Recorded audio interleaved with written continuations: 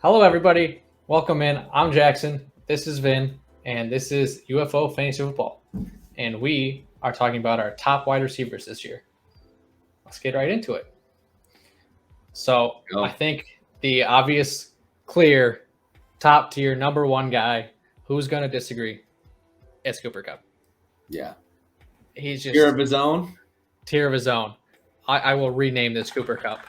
Okay. That's how confident I am. Yeah. Now Go ahead. he was amazing last year. No one was even coming close to him. Most yards, right? Most touchdowns, most catches. Yep, and targets. Yeah. And targets. I didn't know that one. 191 targets, 145 receptions, almost 2,000 yards, and 16 touchdowns. Insane. Yeah, I mean, way above everybody else. And, I mean, obviously that was last year, but, all indications is, he should be able to do something, maybe not to that level this year, but I think he's still clearly above everybody else for this coming year again. Yeah, he's due for some regression, but even if he loses 500 yards and like 5 touchdowns, he's still probably going to be the number one receiver, or at least close to it. Yeah, I mean, he was 400 yards above second place last year and a couple touchdowns above second place as far as that goes. But yeah. Okay. So I was almost there. Yeah. We count it. And they lost Robert Woods and Odell Beckham. Odell Beckham has not re-signed yet. I mean, they signed Allen Robinson, but well, if he plays like last year, that won't be anything available, which is great. Yeah. And they don't really target Tyler Higbee that much, right? Or Van Jefferson, only like every now and then. So he just kind of owns the field, and you can't complain about it.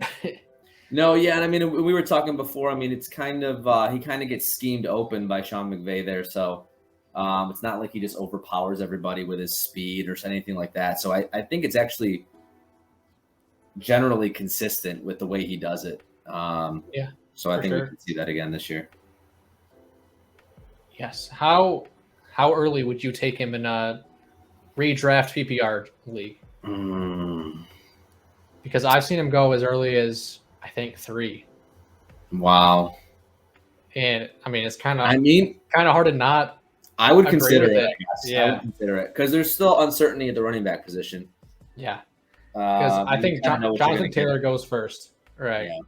And then I am afraid of Christian McCaffrey, Austin Eckler's due for regression, and Najee. I like it's him. It's hard to take him second. Like I would almost consider Cooper Kupp second overall. I mean, in the first round, I'd like to get something that I kind of know what I'm going to get, and I feel like I know what I'm going to get with Cooper Kupp. So that would probably be my argument to take him pretty early. That's a great point. Yeah. All right, let's move on. Tier 2. In our rankings, our combined rankings, we have Justin Jefferson, number 2. There he is. Another absolutely astounding player. Out of this world, you could say. Nice. Obviously, I mean, insane for only his second year in. He was incredible as a rookie, just as good last year. And Kirk Cousins just feeds him the ball. Like, and he does so much with it. Right. I mean, I think him and Jamar Chase, who we have coming up here too, are both just young, ascending stars. And I just think they're going to keep getting better. And, they've improved each year. I mean, obviously, Jamar Chase is a rookie last year. But, I'm just looking at the stats too. With Justin Jefferson had 10 touchdowns last year, and Thielen had 10 touchdowns last year. Oh, wow. And so I think it's very possible that Thielen drops down to 6 or 7, and you could see Justin Jefferson bump up even higher than 10. He did have, he was up there. He was top 5 in targets, top 5 in yards, but I think he could definitely do that again. Yeah, for sure. And as you mentioned, Jamar Chase too, I already brought him up to tier 2. It's just these guys are very close, neck and neck. You could really put either of them second. It's pretty easy to make a case for each of them. Just that Cincinnati offense is just so powerful. You got Jamar Chase, Joe Burrow, T. Higgins, Joe Mixon, even Tyler Boyd. I mean, it's just pretty insane. And Jamar Chase, because of all those weapons, they all take some defenders with them. Jamar Chase is sometimes one-on-one. And sometimes, I mean, it's hard to not throw his way. He's the clear alpha, I think. Well, actually, that's not true. I think T. Higgins actually got more targets last year. Did he? I think I heard that somewhere. Yeah, Jamar Chase had 124 targets, and T. Higgins. I don't know. I think they're close. I can't find them. I think it's close. I just think even if T. Higgins did have more, I think that might change. Jamar Chase is going to take over. I think people know he's the alpha there, or at least he will be. Or at the very least, it's 1A, 1B. They're both alphas, which T. makes Higgins him maybe had T. Higgins had 110 targets, so Chase did have more. Okay. Yeah. I would say that's definitely the bull case for Chase. I still think he's going to be great, but my only concern is it seemed like he had a lot of big plays last year, which is not really a concern, but it's just, can he duplicate that? Yeah. Because I'm just looking, he had, where is he? I think he had like 1,500 yards, almost 1,500 yards on 81 receptions. So that's pretty significant compared to some of the other guys we're seeing, who have more receptions. I'm assuming, of course, he could bump up his receptions, and then that's even better than what he did this past year, so that's plausible too. So, I mean, I'm comfortable putting him in that tier, though. Yeah, I think regardless of what happens, he's still going to be one of the best guys to take. Yeah. And especially in Dynasty too, with these two guys, probably go above the Cooper Kupp, maybe. How old is Kupp though? He's not that old. I couldn't tell you off the top of my head. I don't know. I mean, he's old enough though, maybe like 27, 28. Is he that old? Okay. I'm pretty sure he is. All right. So, I mean, it's hard to choose, but I think it's definitely closer in Dynasty. Yeah. The two tiers. But this isn't the end of the tier, because we also so I have him 5th, you have him 4th. Yeah. Davante Adams on a new team. I don't think that changed anything.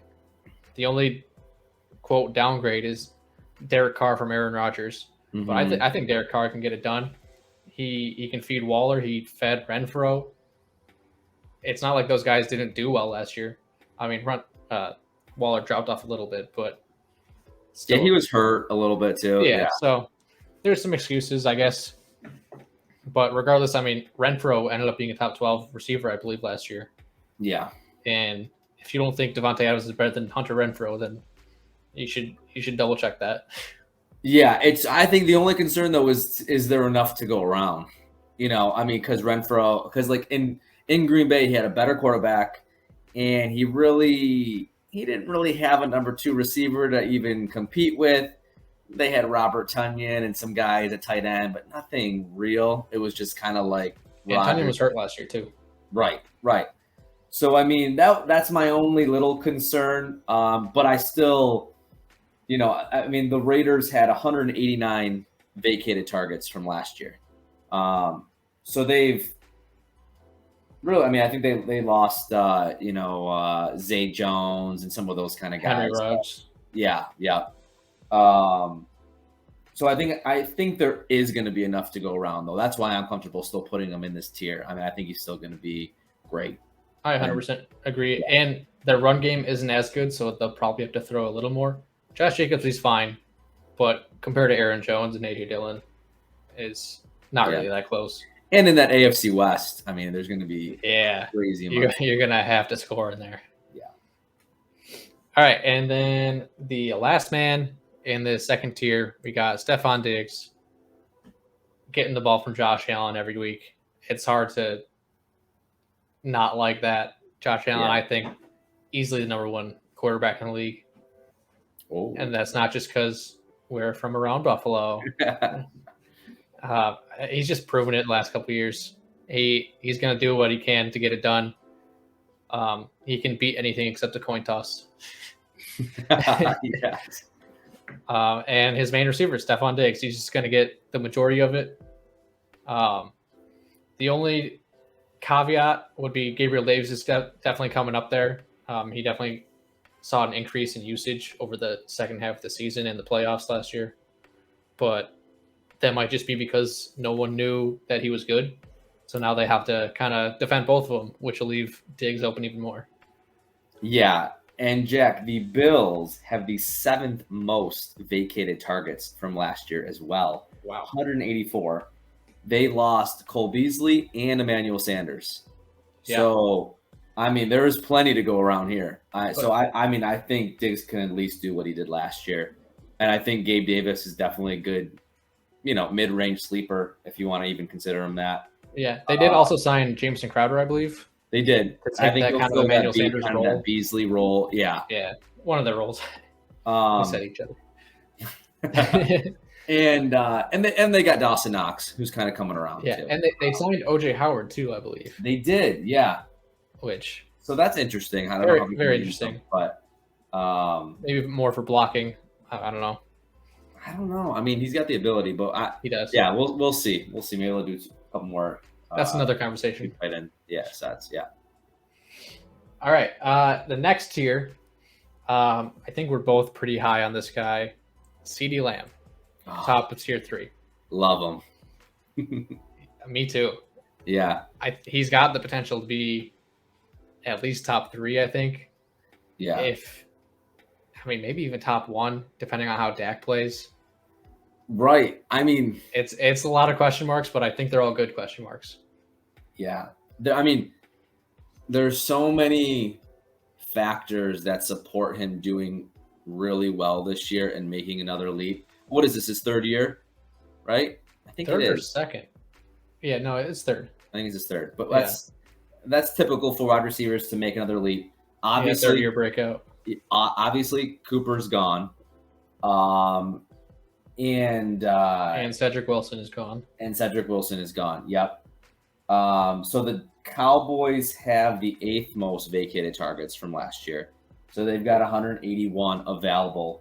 They did bring in James Washington from Pittsburgh, but he's just a complimentary player. And they drafted a receiver too as well. Right. They did Jalen Tolbert. Yeah. So yeah, he could do well. Yeah. But I think, Lamb could get to like Devontae Adams type, treatment. Yes, definitely.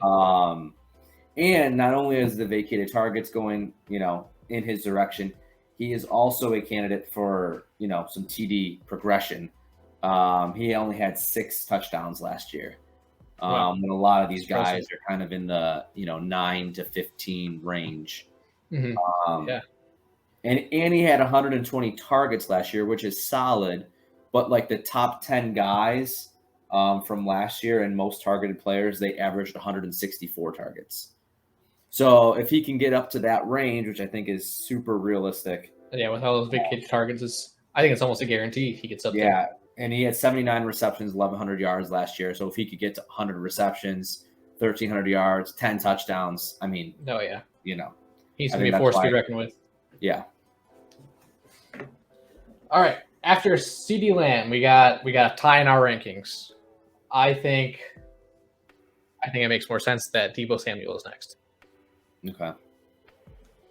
The things he did last year were absolutely insane, being that wide back, as people like to coin the term, with all the rushing. However, that's probably going to come down this year because it seems like he doesn't want to do that just because he wants to lengthen out his career and not take as many hits, which totally understandable.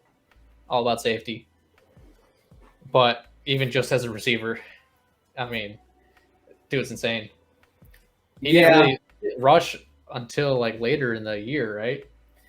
Yeah, it's probably middle of the year when he started really picking that up and taking it to another level. You have him a little bit higher than I do on our rankings. I have him at 8. My concerns are can he duplicate that rushing again if he wants to or if he even is able to? Can he stay healthy? Obviously, is a question mark for a lot of guys, but if he's taking that many extra hits, That's a question mark. And who's going to be quarterback? Trey Lance, if he's going to get the job, how's that going to translate? Can he get Debo the ball? If he struggles, will they put more guys in the box so they can't really rush as much? I mean, so there's a few factors that make me a little more concerned than last year, but I think the body of work, and he's been pretty consistent last couple of years. When he's healthy, he just plays so well. Yeah. And he shouldn't. I mean, fingers crossed, he shouldn't be in line for any injury soon. Seems like he got over the one from a couple years ago pretty well. All right. Next, Tayo Debo, we have Tyree Kill. Now, this is where our rankings are a little different. You have him at 6. I have him at 10. So tell me why you think he is the 6th best receiver this year. I mean, there is still risk here anytime a guy changes teams. But, I mean, I think it's similar to the Devontae Adams argument. I mean, they have Renfro and Waller, and the Dolphins have Waddle and Gesicki. With no real running game. I mean, they did sign Mostert and Chase Edmonds, I believe. Yep. But and I do believe that Tua can get it done, and they've got the new coach in there too from the Niners system. So hopefully it can be a little more creative from an offensive standpoint. And the Dolphins have the 9th most vacated targets from last year with 172. Devontae Parker being traded to the Patriots, and a couple other guys left too. I can't even tell you the other guys. Yeah, Albert Wilson, I think, and somebody else. I don't know. But so I mean, that's where I guess I also think there is enough to go around as well. Where I think maybe Waddle might be impacted a little bit. Because I was, before that trade, I was really high on Waddle. I still think he's going to be good, but I think maybe he drops a little bit in the receptions, and Tyree Kill kind of takes control of that. So, and he might be used how Debo was a little bit last year, trying to get him the ball in his hands, more screen type role in that offense. So, I mean, I like Tyreek. Yeah, my big question mark is just Tua. I know that that clip is going around of him missing Tyree Kill in practice. So a little concerning. But then I also saw that Tyree Kill said that accuracy-wise, Tua was better than Mahomes. Oh, so I didn't see that. That's coming right from Hill. Yeah, so that's kind of reassuring a little bit. Yeah, convenient when you're on that team, but yeah.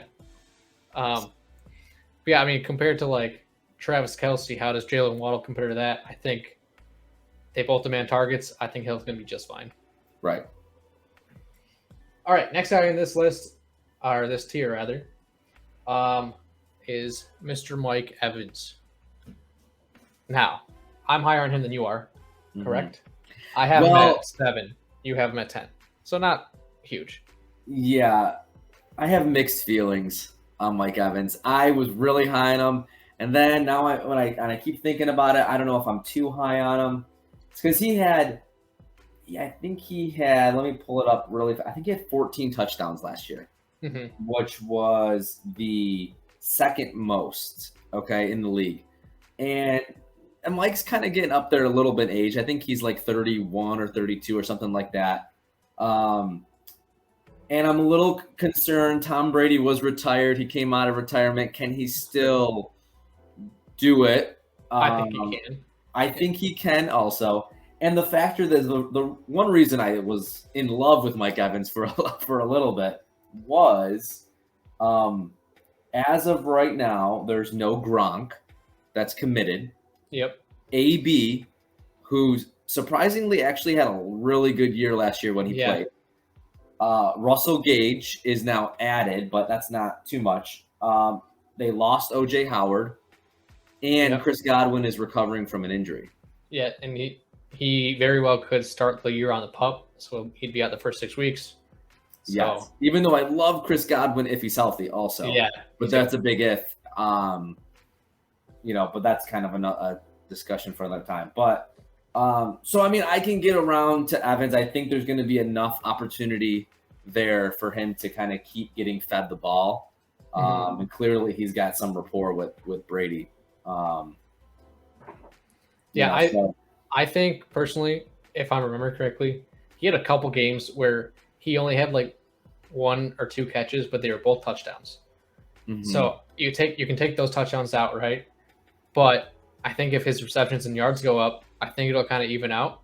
So even with the TD regression, I think he's still going to be pretty dang good. Yeah, he only had 114 targets and 74 receptions for 1,000 yards. So compared to some of these other guys we're talking about, that's a lot lower.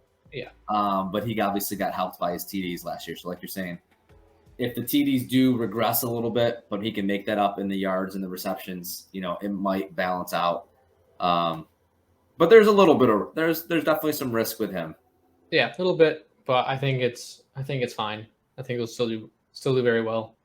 And I mean, he's Mr. Consistent. He hasn't hit like 1,000 yards in each of his last like 6 seasons 9, or something. Yeah, something like that. Yeah, it might be 7. You can double check that, but it's something insane. So he's just consistently getting enough yards to at least be a wide receiver 2 on your team. Yeah. Oh yeah. But I think he'll go above and beyond, and he can be a wide receiver 1 easily. Now we debated a little bit. He might, for me, fall to a tier 4. I don't know, but we'll keep him tier 3 for now. Yeah, that's debatable. After Tyree Kill, it gets a little gloomy. But I'll throw one more guy in this tier, and that is Keenan Allen. I really like Keenan Allen. I had him last year with the stack and Justin Herbert. Brought me to the championship. That was a fun time. He was just really consistent. I mean, he didn't really have any like super boom weeks that I remember, but he was like consistently getting me like 16 to like 22, and like you gotta love that. That's what you want. If he's healthy, he's gonna be really good. He's gonna produce. I know they just paid Mike Evans or Mike Williams as well, right? Yeah, and he's gonna be incredible too. I think. I've seen some people they think Mike Williams will be the number 1 receiver, which I find that hard to believe. Maybe in a year or 2. Yeah. It's gonna be close. They're both gonna produce. I think Mike Evans just has the big playability, if you want to call it that. More like downfield, big play targets, but just not as consistent. I remember I think I added him one time like a couple years ago. He got like 36 points, and then you get like 2, and then it was like 24, and then 5. Like which is like I know. Last year he was a little more consistent. Yeah, he was better last year. But yeah, he's more the big play guy. But that's why Allen is more of the possession type receiver that can break out big runs when he needs to. That's why he's more consistent. So he had 157 targets last year, 106 receptions, 1,100 yards, but only 6 touchdowns. So I mean, I think you can make the case that he's due for a few more TDs because Eckler last year. Oh yeah, he poached a lot. Nuts. I mean, that's not sustainable. I don't think either. Yeah. So I think you could easily see Eckler drop down in his TD total, and some of that is made up with. I mean, I can easily see Allen get 10 touchdowns this year. I totally agree. And something I would do that, like, if Keenan Allen is my wide receiver 1, he's safe, he's steady. That would, like, I would be comfortable with taking like a flyer, quote unquote, as a second receiver. Maybe like on this list later is Cortland Sutton. Like, he has the potential to be really good. You don't know that for sure, but with Keenan Allen producing consistently every week, you can afford to take that shot. Whereas maybe you don't want to do that with Mike Evans because there's some unknowns there. Okay, I hear you. You're higher on Sutton than I am. I am very high on Sutton. You can say the same about Judy. About who? Jerry Judy. Yeah. It's just all the Broncos. Yes. I mean, I think the Broncos are going to be good. And I have Russ Wilson in a dynasty league there, and I'm excited about it. I think the way I view it with Sutton and Judy, I almost look at it like, I don't know if people remember last year, no one really knew who to pick between Debo and Ayuk. And I was in that boat. I know, I remember. And I think my recommendation to you was I would go with the cheaper option from a draft ADP standpoint, which was because Debo. It's a toss-up.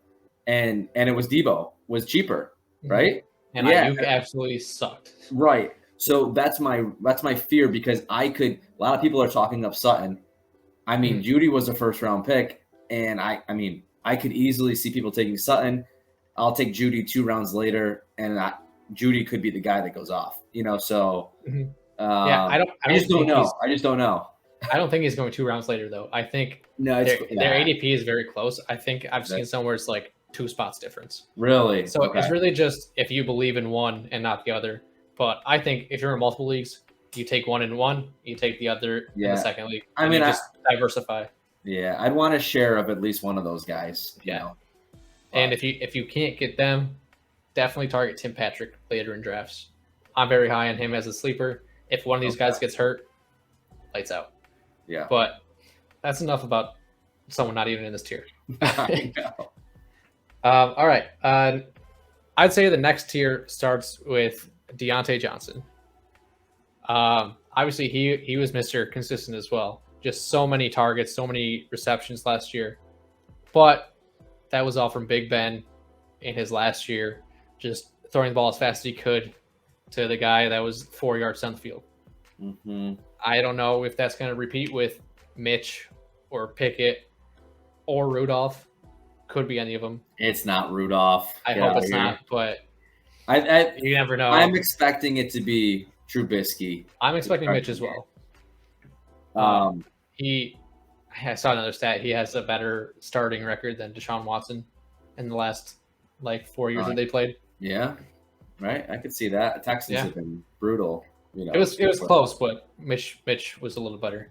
Yeah, I mean, last year again, Big Ben era, like you just said, but the top 4 in targets last year was Cooper Kupp with 191. Deontay Johnson was number 2 with 169, tied with Devontae Adams who had 169, and then Justin Jefferson with 167. So, I mean, that's good. It's going to be hard to repeat, even though, he's got some of those drop issues that was not as bad last year. No, really only came towards the end of the season. Yeah. When it mattered the most, unfortunately. Yeah. I mean, I still think he can produce. I do think there's some question marks, though. I know some people are dropping him way down. But he also only had 8 touchdowns last year. And, we really couldn't push, no one could go down the field. Yeah. And we say we because we are both Steelers fans. I know. I caught myself saying that in the middle. I was like, it's all good. They can know. So maybe we're a little biased putting him this high. But yeah, maybe. I try not to be biased from a fantasy standpoint, but sometimes you can't control it. I think he belongs to right around this area. I mean, now low end wide receiver 1. Yeah, Claypool had I think he had 2 touchdowns last year too. Yeah, so Claypool was not used very well. No, and that's because Ben couldn't throw it downfield. So I think Trubisky or Pickett can both move a little bit so they can extend the play. Both have better arms than Ben did at the end of his career. So, that might bode well for a deep threat, like Claypool. Hopefully he can look kind of like he did his rookie year there. So yeah. And adding George Pickens and Calvin Austin will hopefully stretch the field more and give Deontay an option to be open a little more. Same offensive coordinator, so. Yeah, we'll see what he can do with not a 37-year-old Big Ben. Right. Hopefully something good. All right, next in this tier, we have A.J. Brown, another guy on a new team. And, man, I had him higher, and I just keep dropping him. And dropping him the more I think about him. I don't know.